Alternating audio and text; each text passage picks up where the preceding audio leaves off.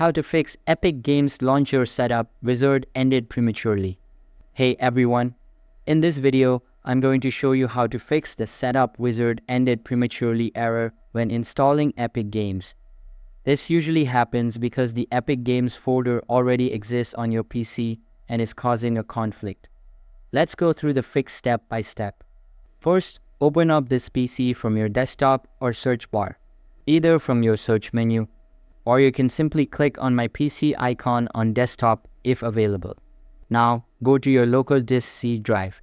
Inside the C drive, open the Program Files folder. Click anywhere in the folder and press the E key on your keyboard to quickly find the Epic Games folder. If you see it, right-click on the Epic Games folder and select Delete. Next, go back and open the Program Files x86 folder. Again, search for the Epic Games folder here. If it's there, right-click and delete it as well. Once both folders are removed, refresh your PC and give it a quick restart.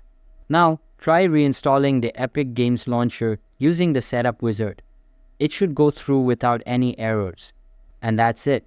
I hope this helped fix your problem. If it did, make sure to leave a like and subscribe for more quick fixes. Thanks for watching.